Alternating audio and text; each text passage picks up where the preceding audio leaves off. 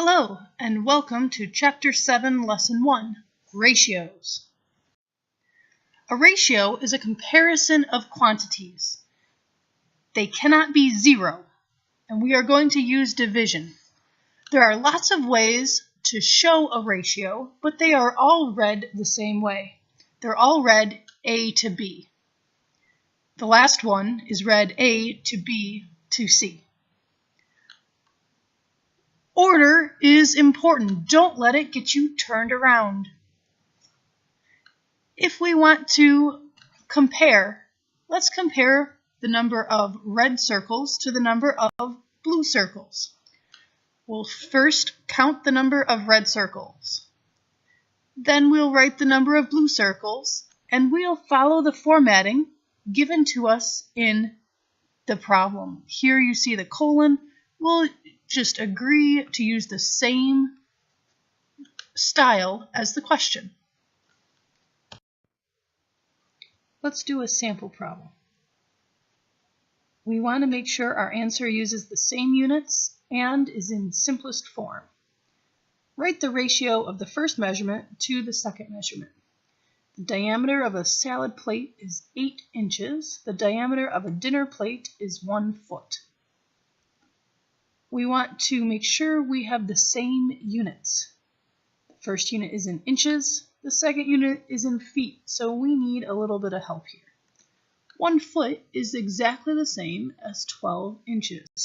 We're going to use this fact in our ratio. Instead of writing 1, we'll simply write 12, meaning we're in inches. The first unit should be on top. It says write the ratio of the first measurement to the second measurement. First thing's on top, second thing's on bottom. So we'll have 8 over 12. Of course, we are not done. We need to simplify this. That simplifies to 2/3. 2/3 is our final answer.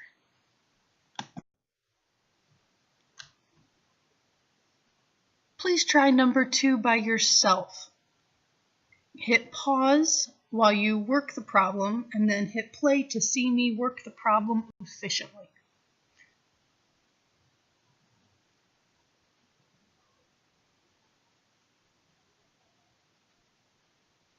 First thing we want to note, we need to make sure we're in the same units. Once again, we need to convert. 1 pound is 16 ounces, so 2 pounds and 2 ounces is the same thing as 2 pounds would be 32 ounces, and another 2 would be 34 ounces. These are the numbers we're going to use for our ratio.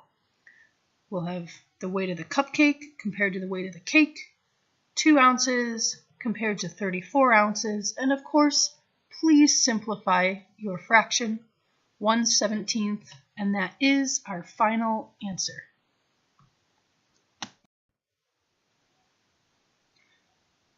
Here's another problem involving ratios. The perimeter of a rectangle is 280 centimeters. The ratio of the width to the length is 3:4. What is the length of the rectangle? The first step with any problem involving a rectangle is to draw a picture so you know what you're starting with. So please sketch a picture in your notes. We're going to use a cool ratio trick to label the width and the length. Even though we don't know what the actual numbers are yet, we're going to use a variable. I happen to like the letter x, so I'm going to label the width 3x and the length 4x. Just reading it straight from my proportion and adding a variable in so that we can work with these. Remember, perimeter means the distance around the polygon. We're going to use this idea. This length plus this length plus this length plus this length goes all the way around the polygon. So that's 3x plus 4x plus 3x plus 4x. And that has to be equal to 280 centimeters. A little bit of algebra, we can combine like terms. We get 14x equals 280 centimeters. Divide both sides by 14. X is equal to 20 centimeters. But we're not done. We were asked for the length of the rectangle, not what is x. There wasn't even an x in the original problem. That was a tool that we used. We know, though, that the length is 4x. So we'll substitute 4 times 20 centimeters. So the length of the rectangle is then 80 centimeters. It will also be extremely useful to show two ratios within triangles. Here's an example of a proportion that shows two ratios in these triangles that are equal. Looking first, we have side BC compared to side EF. And we're saying that ratio is equal to side BA compared to side ED. Let's look at the numbers here. BC is 6 units long. EF is 12 units long. That should be equal to BA is 10 units long, and ED is 20 units long. Let's look at that proportion for a second. 6 over, that gives us the same thing as 1/2. And 10 over 20, that's also 1/2. Yes, these are equal with this proportion. Here's another proportion we might look at. BA compared to ED is AC compared to what? Let's look. BA is right here. ED is over here. So we're looking at this side of the triangle compared to that side. Is AC. We're lining things up within these triangles. AC will be compared to DF. Just working our way right around the triangles. In a true proportion, cross products are always equal. We're going to use this idea to test and see if a proportion is true. Here's an example of a proportion. 2/5 is equal to 6 over 15. We don't know if this is true or not yet. We haven't simplified any fractions, done any math yet. We're going to use this cross product idea. The first cross product is 2 and 15. The second one is 6 and 5. Remember this from Algebra 1. We're going to just simply multiply those. 2 times 15 equals 6 times 5. 30 is equal to 30. That means this original proportion was true.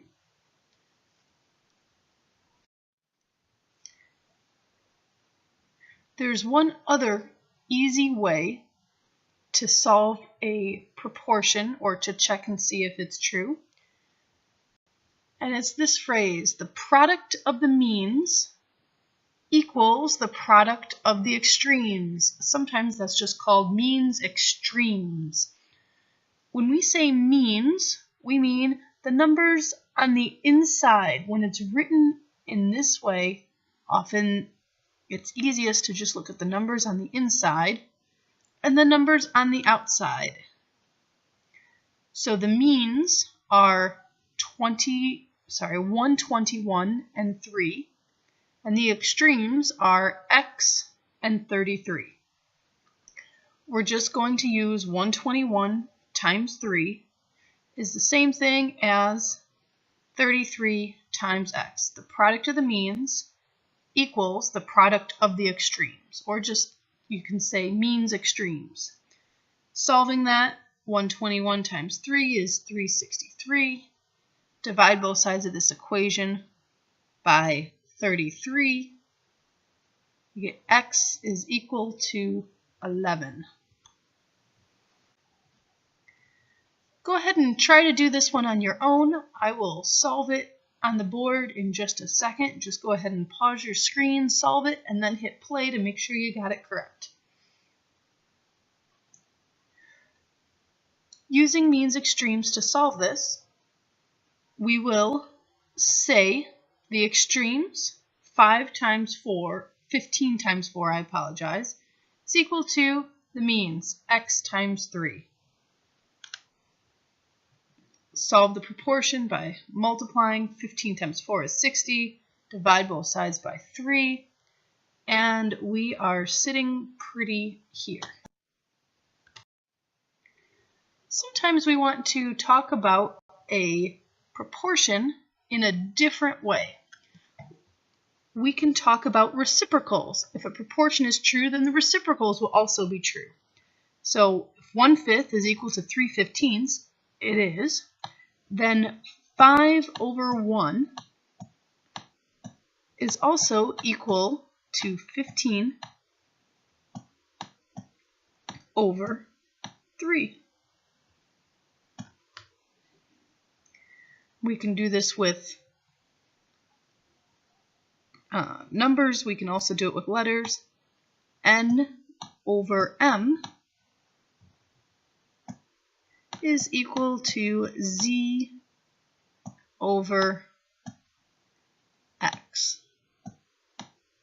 We can solve it either way. Another way we can do this is to switch the means. That's also fair game. So let's go back to the original proportions here. 1/5 equals 3/15. We can switch the means around. So we'll have 1/3 equals 5/15. That's fair game to switch the means. Let's look at it with the letters, the algebra style more. M/x will also be equal to N/z. Remembering these tricks will be very useful in the next few ideas, next few problems. We can also add the numerator and denominator and make that a new numerator. Here's what it means. We can have 1 plus 5/5, and that will be the same thing as 3 plus 15/15. It can also be written as simplified 6/5 equals, I'm just simplifying the addition, 18/15. And if you simplify those fractions, you'll find that's true. I'm going to do the same thing with the algebra. M plus n over n is equal to x plus z over z. You'll find this is true every time you work through these problems. It's a useful thing to keep in mind. Use the proportion x over z equals 6/5 to complete each statement and justify your answer. I'm looking first over here at this x over 6. What's that going to be equal to? They took the 6 and put it down here. It looks like they're switching the means. So let's continue with that idea. That'll put the z here. And the extremes stay. If you switch the means, the extremes stay exactly where they are. So x over 6 is equal to z over 5 by switching the means. On number 16, looks like they are doing some addition. X plus z over z. Looks like they're adding the denominators. So this will be 6 plus 5. I'm going to write 11 over the same denominator, which is 5.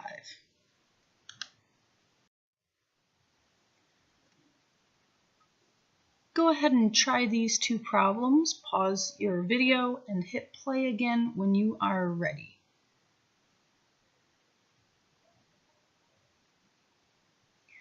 The first problem, z over x. Looks like they are starting by taking the reciprocal, so we should follow suit, just like they're doing. So x over z became z over x. 6 over 5 becomes 5 over 6. On the other side, we have 5x. Those are the extremes. The product of the extremes is equal to the product of the means. 5x equals 6 times z, whatever the value of z is.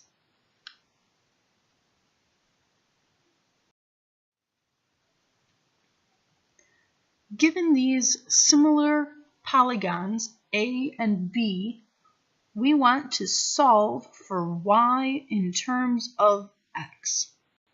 Let's start by just creating an equation that we can use, and then we will solve the equation.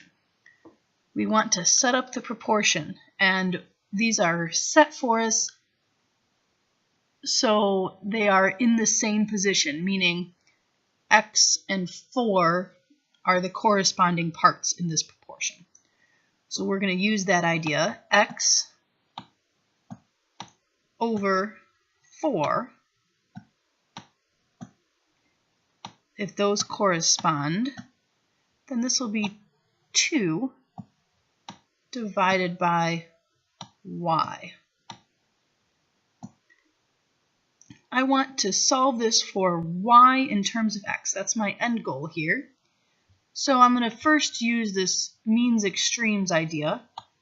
X times y equals 2 times 4 is 8.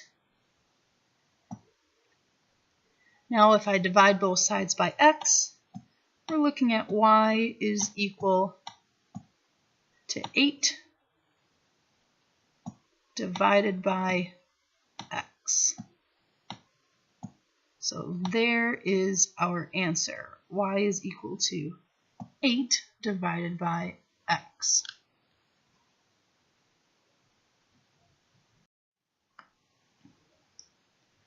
What if we have a band director who needs to purchase new uniforms?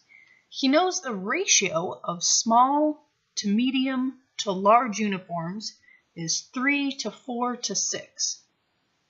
So he knows something about how big people are in his group, and he knows also that he needs to purchase 260 total uniforms. How many should be small, how many medium, how many large? Let's start by setting up an equation. This will be much like the first equation we set up involving a rectangle. If you've forgotten that trick, you can go back and look at it now. We want to use a variable to help us solve this. So it'll be 3x plus 4x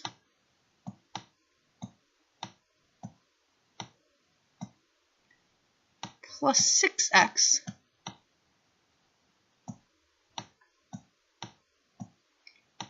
equals the total number that we need, which is 260.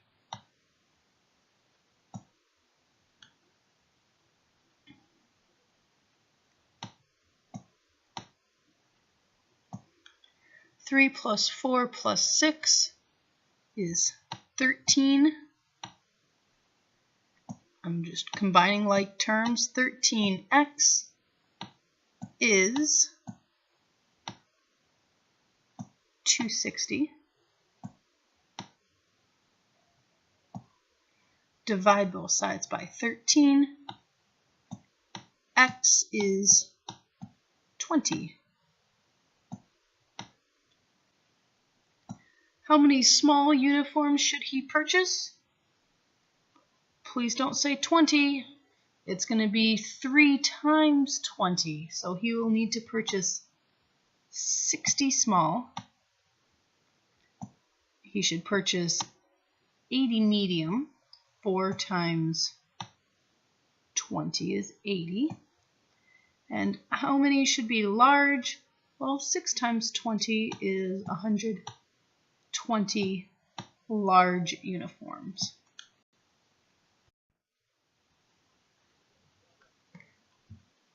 We know that the measure of two complementary angles are in the ratio of 2 to 3. What is the measure? We're going to start a tricky problem like it doesn't have to be a perfect picture, it just needs to help you on your way. And I'm starting with the right angle because it says they are complementary. I'm using this as a hint word. So I'm going to use this dummy variable idea again. This will be 2x, this will be 3x. We don't know what the measure of the angle is, but we do know the proportion, and we know that it has to sum to 90 degrees. That's what complementary means. So 2x plus 3x must be equal to 90 degrees.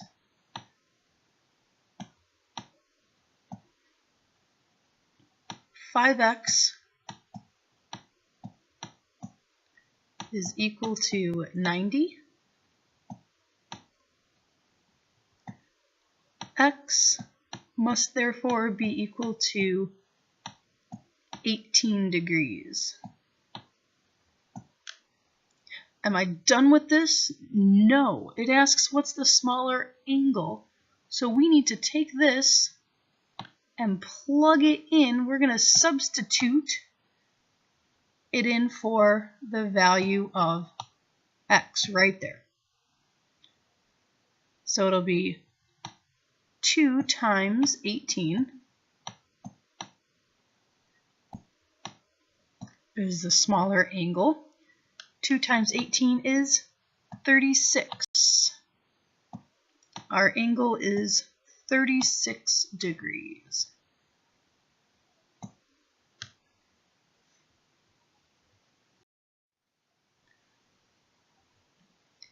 Try this one on your own. I will work it out for you so you can see it.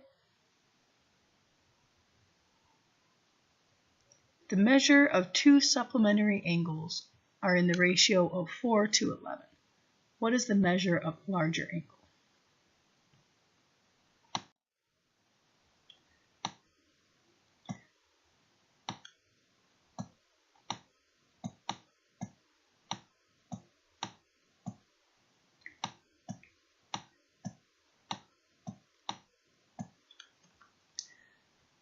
Supplementary angles mean they sum to 180 degrees.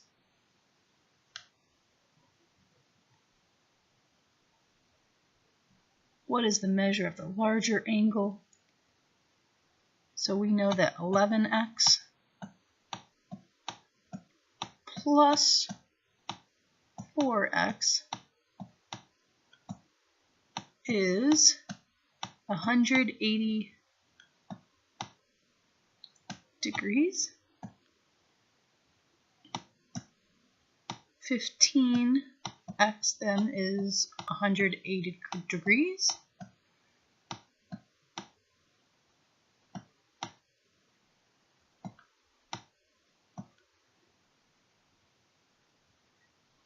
So what does this mean?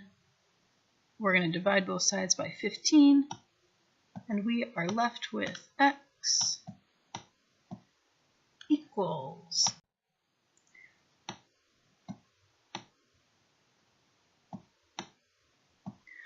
This tells us that x is 12 degrees, but what then is the measure of the larger angle? So we need to make sure we substitute this back in. So we have 11 times 12. 11 times 12 is 132. That is the measure of the larger angle.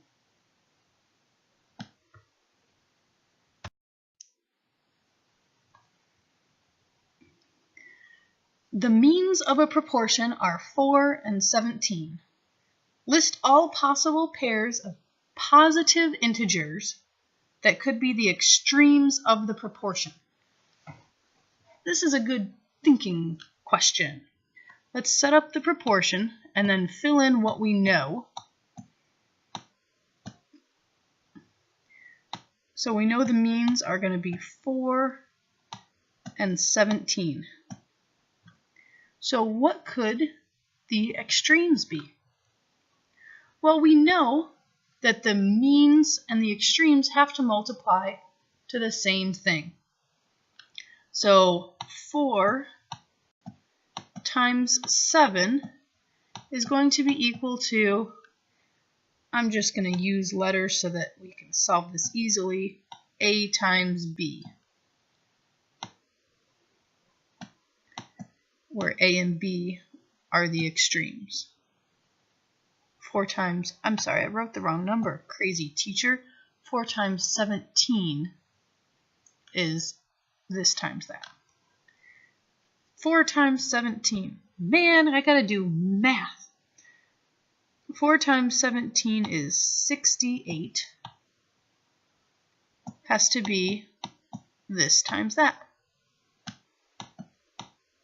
Let's just make a list of everything these could be. How do you get to 68? You could have 1 times 68. So a and b could be 1 and 68. You could have 2 times 34. That would get you to 68. Or you could have 4 times 17. Those are the only possible pairs of integers that could be the extremes. So 1 and 68, 2 and 34, or 4 and 17. I know those are the only ones because they're the only possible factors of 68. 3 doesn't go into 68. 5 doesn't go into it. 6 doesn't go into it. 7 doesn't go into it. Keep following the pattern. Nothing other than 1, 2, 4, 17, 34, and 68 will go into 68. Those are all the factors, so those are all the possible questions. Have a wonderful week, and I will see you all on Monday.